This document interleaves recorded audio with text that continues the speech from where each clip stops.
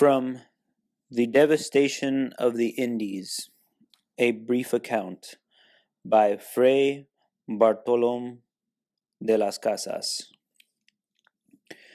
The Indies were discovered in the year 1492.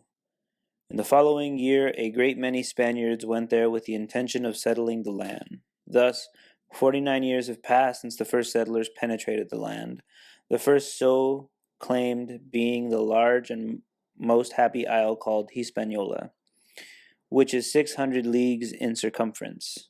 Around it, in all directions, are many other islands, some very big, others very small, and all of them were, as we saw with our own eyes, densely populated with native peoples called Indians.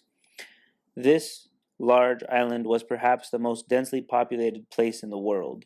There must be close to 200 leagues of land on this island, and the seacoast has been explored for more than 10,000 leagues, and each day more of it is being explored, and all the land so far discovered is a beehive of people. It is as though God had crowded into these lands the great majority of mankind. And all of the infinite universe of humanity, these people are the most guileless, the most devoid of wickedness and duplicity, the most obedient and faithful to their native masters and to the Spanish Christians whom they serve. They are by nature the most humble, patient, and peaceful, holding no grudges, free from embroilments, neither excitable nor quarrelsome. These people are the most devoid of rancors, hatreds, or desires for vengeance of any people in the world. And because they are so weak and complacent, they are less able to endure heavy labor and soon die of no matter what malady. The sons of nobles among us brought us up in the enjoyments of life's refinements are no more delicate than are these Indians, even those among them who are of the lowest rank of laborers. There are also poor people, for they not only possess little, but have no desire to possess worldly goods. For this reason, they are not arrogant, embittered, or greedy. Their repasts are such that the food of the Holy Fathers in the desert can scarcely be more parsimonious, scanty, and poor.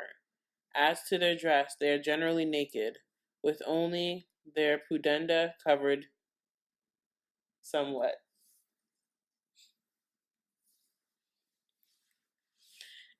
And when they cover their shoulders, it is with a square cloth no more than 2 varas in size. They have no beds, but sleep on a kind of matting, or else in a kind of suspended net called hamancas. They are very clean in their persons, with alert, intelligent minds, docile and open to doctrine, very apt to receive our holy Catholic faith, to be endowed with virtuous customs, and to behave in a godly fashion. And once they begin to hear the tidings of faith, they are so insistent on knowing more and on taking the sacraments of the church and on observing the divine cult that truly the missionaries who are here need to be endowed by God with great patience in order to cope with such eagerness.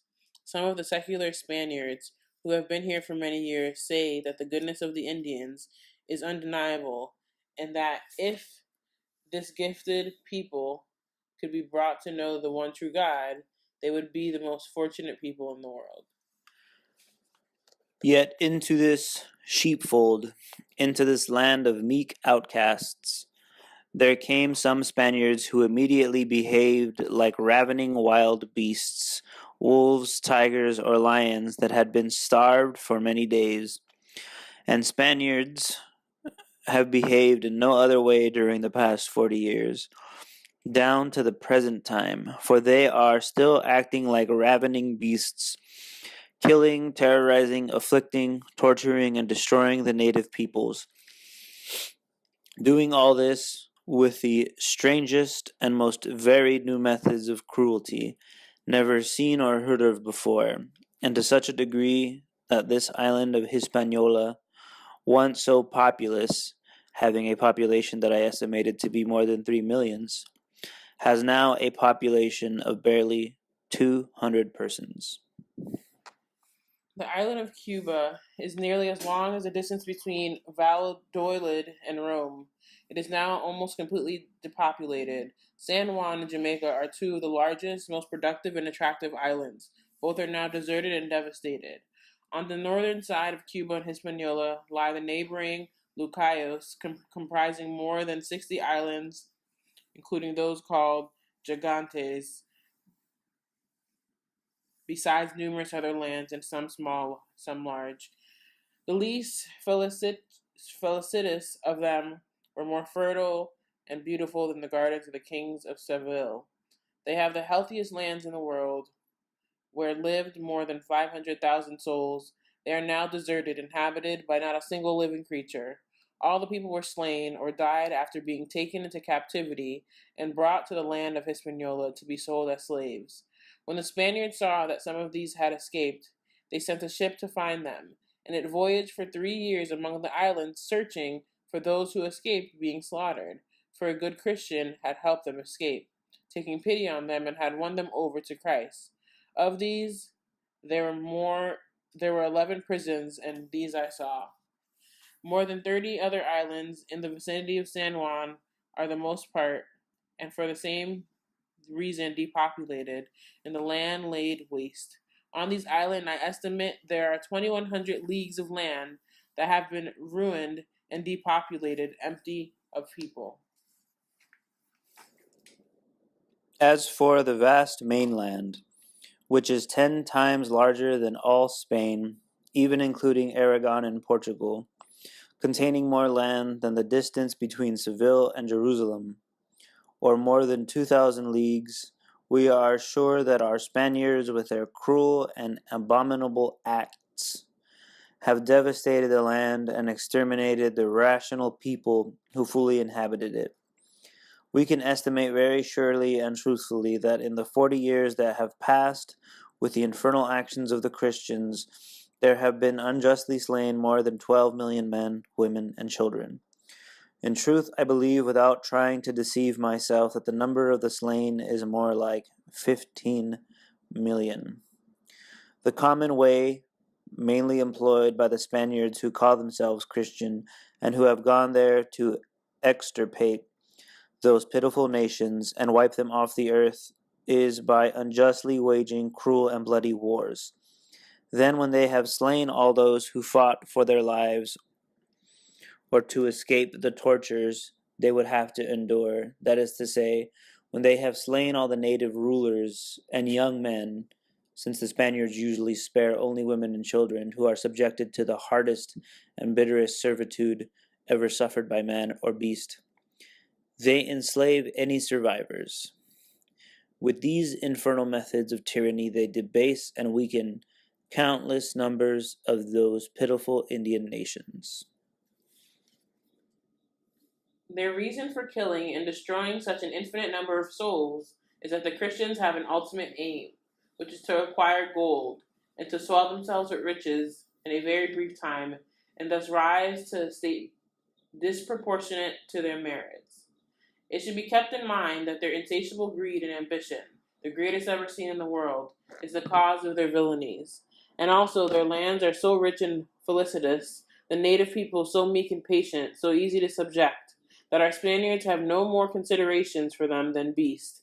And I say this from my own knowledge of the acts I have witnessed. But I should not say than beasts, for thanks be to God, they have treated beasts with some respect.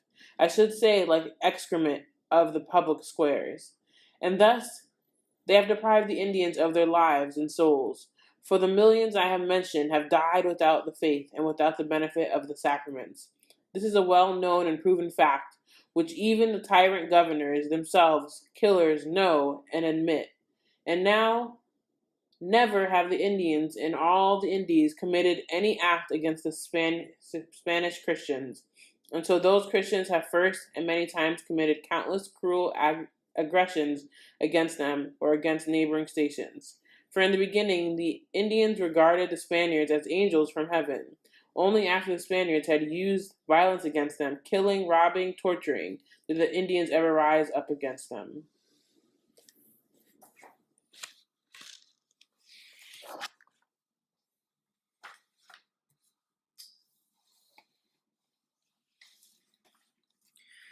Hispaniola. On the island of Hispaniola was where the Spaniards first landed, as I have said. Here those Christians perpetrated their first ravages and oppressions against the native peoples.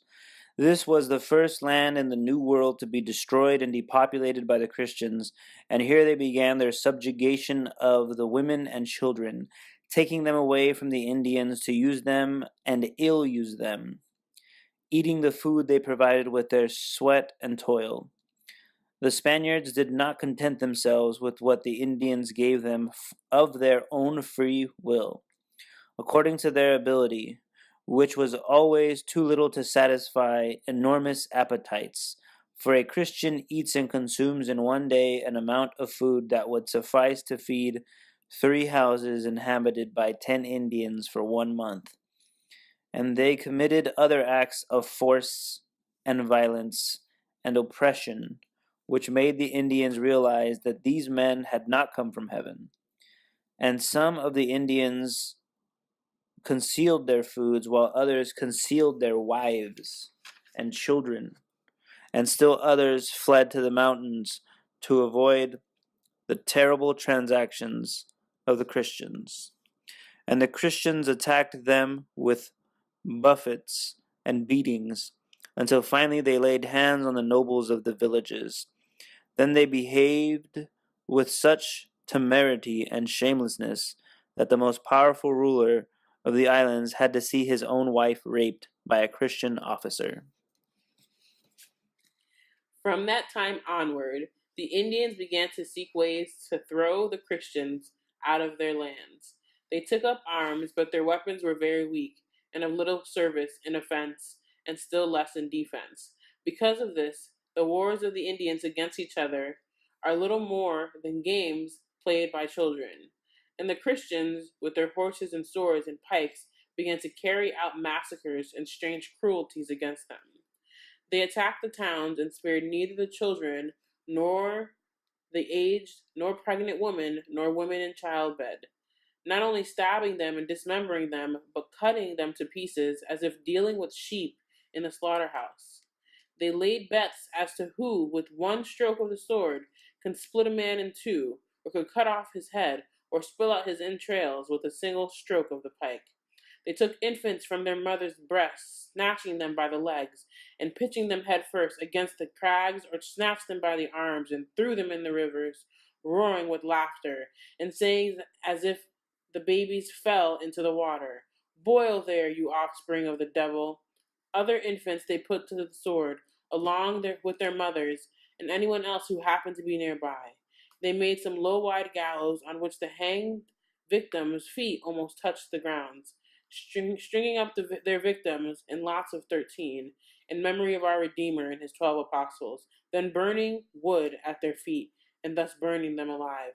To others, they attached straws, or wrapped their whole bodies in straw and set them afire. With still others, all those they wanted to capture alive, they cut off their hands and hung them round the victim's neck, saying, "Go now, carry the message," meaning take the news to the Indians who have fled to the mountains.